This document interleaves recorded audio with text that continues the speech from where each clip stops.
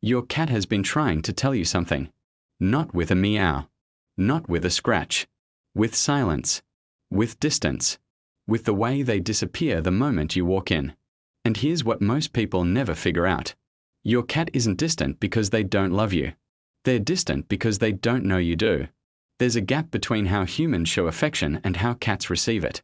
Most owners never find out it exists. Today, that changes. 6 habits. Rooted in feline psychology.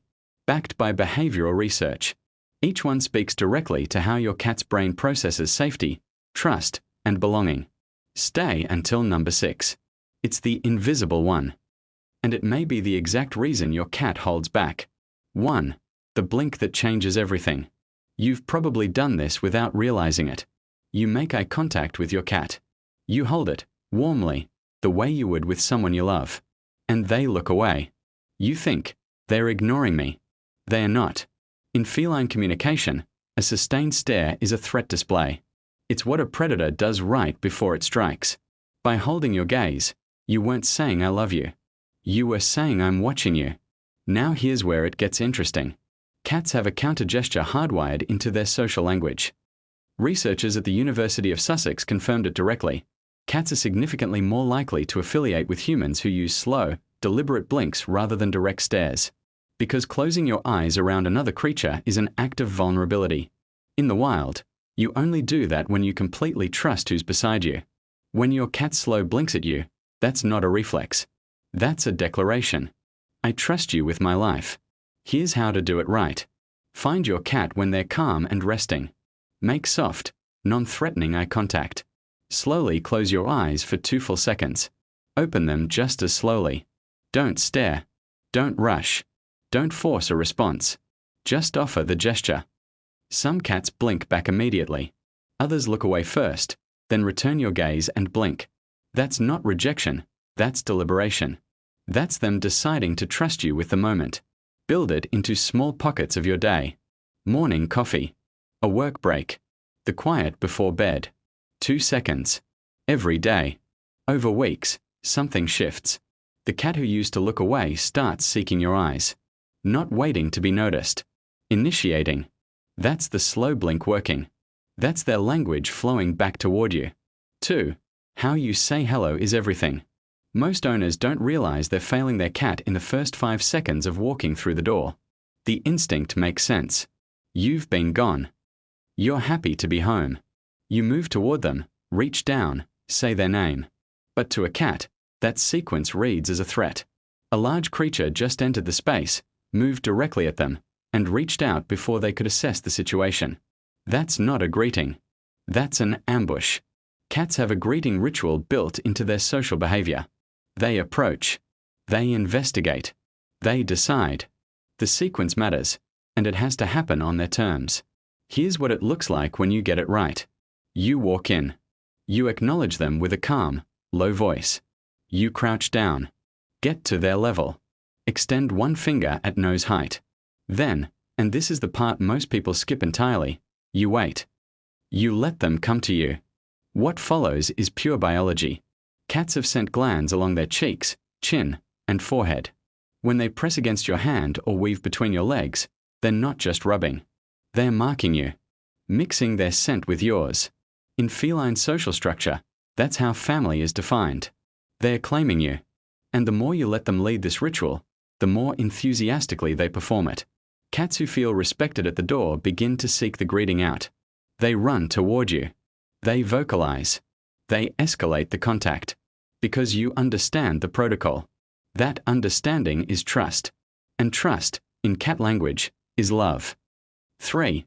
Playing it wrong, and what it costs you. Here's something that surprises most people the first time they hear it. Your indoor cat, the one who barely lifts his head off the couch, is a predator.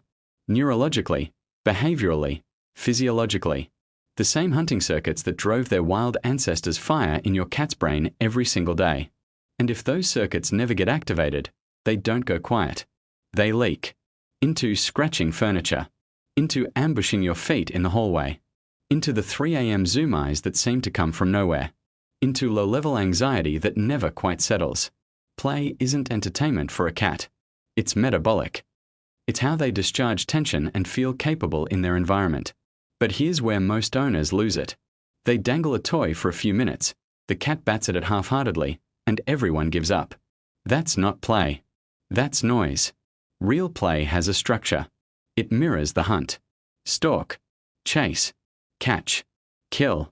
Move the toy like prey moves, erratic bursts followed by sudden stillness. Hide it behind furniture. Let it disappear under a blanket and tremble slightly. Give your cat something to strategize around. And critically, let them catch it. Let them bite it, wrestle it, carry it away. A cat that never catches anything is a hunter that never succeeds. That builds frustration, not bonding. End every session with a small meal or treat. Hunt, catch, eat, groom, sleep. That's the full cycle their nervous system is waiting to complete. When you do this daily, your cat places you in a different category entirely. You're not just the person who fills the bowl. You're the one who understands what they actually are. That's a different kind of trust. If this is already shifting how you see your cat, the next 3 habits are where it gets genuinely surprising. Subscribe so you don't miss what's coming. 4.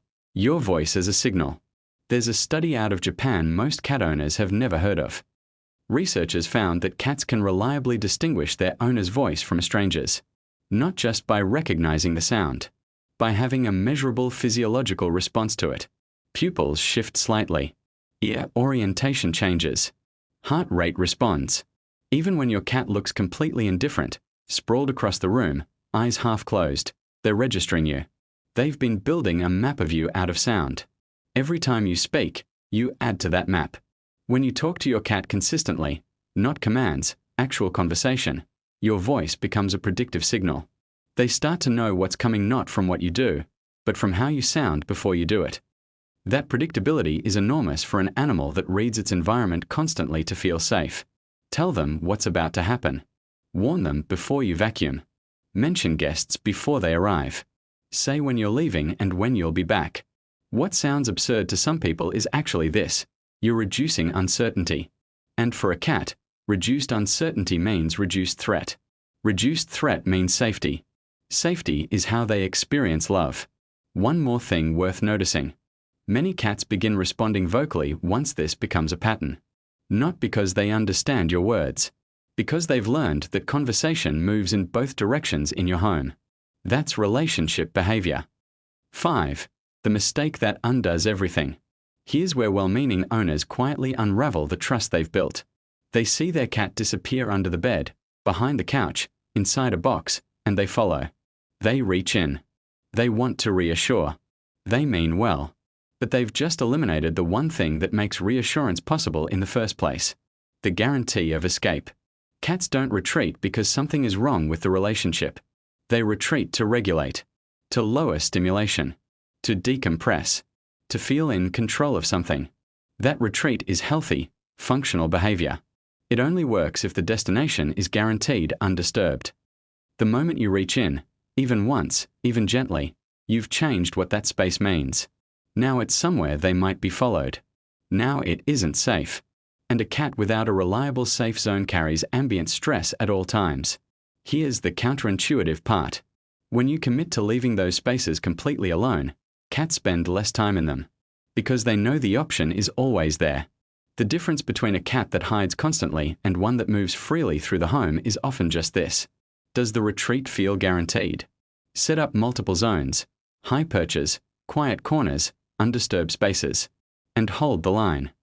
When your cat comes back out and walks toward you after retreating, that moment matters more than it looks.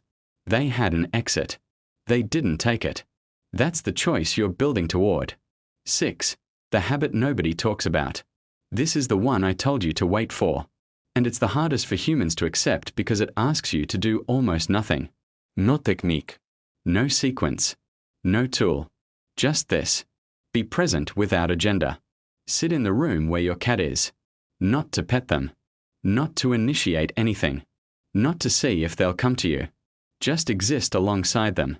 Read. Work. Drink your coffee. Let your cat nap nearby while nothing in particular happens. This is how cats bond. Not through peak moments. Through accumulated quiet with someone who never demands anything from them. Think about the people you feel most at ease with.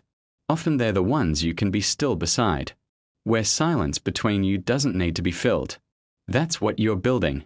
A silence that means something. Cats are most socially active at dawn and dusk. Those are bonding windows, narrow, reliable, biological. If you're simply present and available during those periods, you're speaking directly to a rhythm they can't override. Here's what starts to happen over time. Your cat begins moving to whatever room you're in. Not because you call them. Not because food is involved. Because your presence has become a place they want to be. They'll sleep near you. They'll slow blink at you across a quiet room. They'll make themselves vulnerable in ways they don't with anyone else. Because you showed up in the small moments, not just the obvious ones. And that is the difference between someone who owns a cat and someone whose cat has genuinely chosen them. Your cat has already formed an opinion about you. Every day, they revise it based on what you do. The slow blink. The greeting they're allowed to lead. The hunt you help them complete. The voice that tells them what's coming. The space you never invade. The quiet room you simply share. None of these are grand gestures. But together, they form a language. And when your cat hears it clearly, something shifts that you feel before you can explain it. They're not just nearby anymore. They've chosen to be. If this changed how you see your cat, subscribe. I go deeper into feline behavior and the psychology behind the bond most owners never fully understand. Which of these 6 have you been getting wrong? Drop it in the comments. Your cat already knows.